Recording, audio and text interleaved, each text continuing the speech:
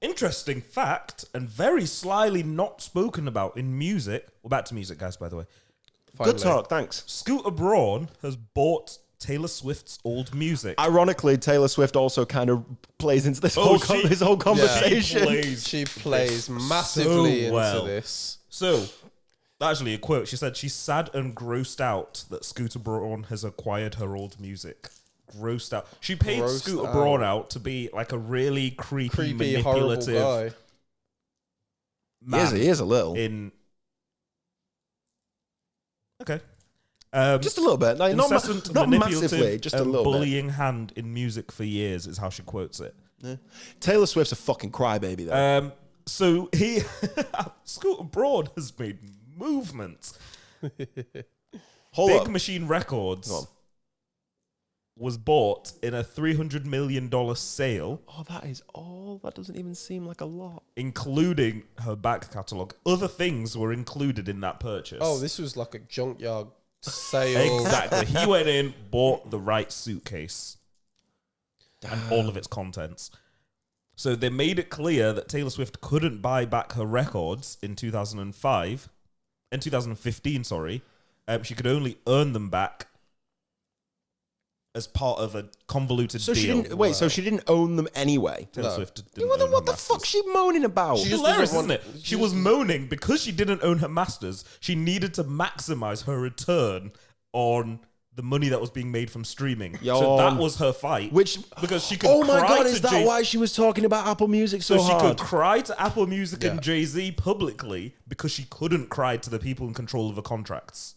Oh my God, it all just fell into place. Yeah, you realise why a lot of people are like, I don't give a fuck about these tears. Yeah. Shit. Because she was just like, I didn't win that battle. Okay, let me just go cry over here. That's why like fucking Taylor Swift. This is why I've just not wasted any energy on it. Like, I just really want to quickly address... Because Jay-Z was like, own your masters. And she was like, but I don't, so can you pay me more? Yeah, I don't understand though, like, as an artist, how do you not own your own shit?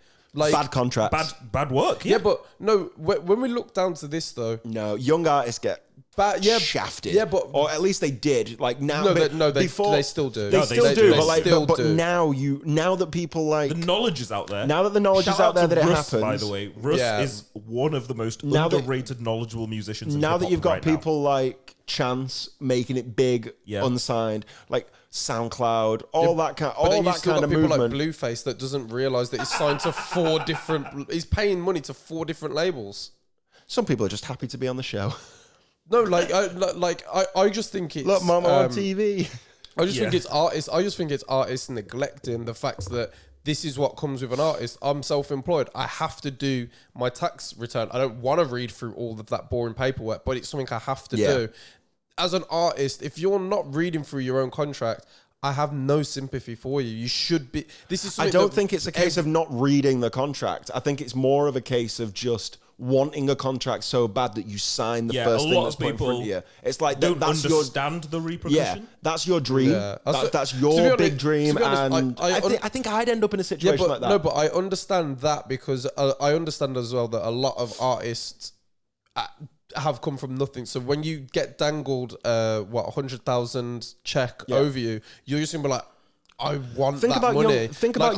I get that, but if you're in that position where they're coming to you with a contract, you need to know your worth. And if you don't, some people might not be big up to King Storms. You know your worth. Yeah, some people may not be able to read a contract and break down all the different elements in it. I think it plays more too. Why don't you get somebody else to do it? You should have a manager or somebody, instead of hiring your friends, have a manager that is knowledgeable in this. How do you pay for that guy? I think it's coming out of your bonus anyway. If you say to someone, I have 100,000... Look at it like this. Young Taylor Swift, let's use T-Swizzle as the example. Think about young Taylor Swift before Taylor Swift was big. Yeah. Right? She didn't know that she was going to go on to become Taylor Swift. No, but when you get so you don't necessarily have the luxury of batting off contracts going, don't like that. Don't like that little clause there that says you own my masters. Like, all you want to do at that point in your career is get a platform. I understand where both you're saying. And Sean, I know people in the industry that are turning down contracts at the moment and still fighting. Because now they're aware. Now they're smarter. Yeah, but this is... How long's Taylor Swift been active? Yeah, they're aware. And I think it's that bit that, sadly, some people are just not aware and they're not trying to educate themselves. DSPs have made a huge difference here. They're fighting...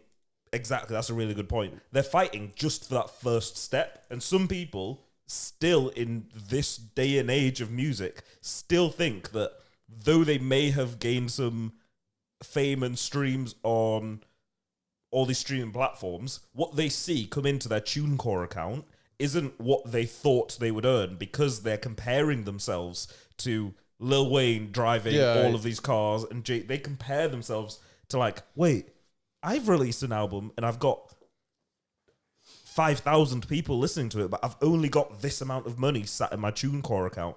Whereas they release albums and they shout Cash Money Group and they're driving Bugattis. Like, they don't do any of filling in that field in between. Yeah. And that field is don't give away your music to someone else so they can pay you pennies. Yeah. They don't do any of that. They just go, that's the company that helped them get the MTV music video with the Bugatti, and he talks about all of these other brands.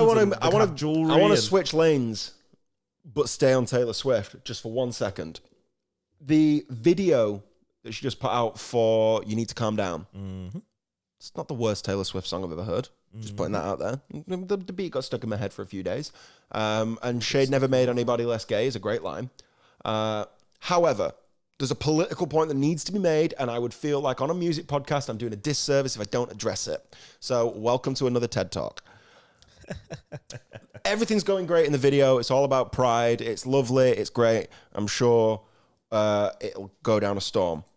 The problem arose when the enemy of the video was put on screen just as a bunch of redneck white people, you know, your stereotypical, like, Cletus from The Simpsons type character stood on screen being all angry about gay people. Taylor Swift, they're not the issue. Taylor Swift, the people who make the laws and tell those people what to think are the issue. So what you should have had, if you want to talk about gay pride and LGBTQ+, I think is that the technically correct term today. I just want to make sure I'm not offending anybody because I didn't mean to cause offense. I see what he did there. Like that. I see what he did. Boom, we back. Keeping me awake. The legislators that are making the laws that say you can't get married are the people that you should have in your videos talking about how, you know, there's injustices. There are injustices, but Seamus in his shed didn't make that rule. He was told that rule and he went, yeah, I don't like them. Like, he's not educated. Blame the educated people who are making those decisions. Don't cartoonishly push the uneducated stereotype. Yeah, because what you're doing there is pointing your pitchfork at the wrong people. Oh, she's good at that. If Taylor Swift concentrated her energy with the exact same message, if she took the energy that she targeted, for want of a better term, because I know it's technically offensive, rednecks, if she took that energy and pointed it at people like Trump and Lindsey Graham, and people in the US who made said laws, Boris Johnson and Nigel Farage, if you took that same energy and pointed it towards those people, you enact a bit of change, because there are still going to be little white girls in the Midwest who listen to Taylor Swift, but look at that and go, oh, she's saying that my dad is bad, but he's still my dad. Whereas if you point that spotlight onto Donald Trump, when that little girl gets to vote, she's going to be like, yeah, I love Taylor Swift, and Taylor Swift said not to vote for him. I'm not going to vote for him. Like, use your platform to make an actual change. Don't just continue to vilify the people who aren't doing the things that you're saying that the bad things. Taylor Swift's Fuck that up right at the end. Taylor Swift's not the person that's going to make change. She can't change her contract, so she's not going to change anybody's opinion. Can we move on? Yeah, moving on next.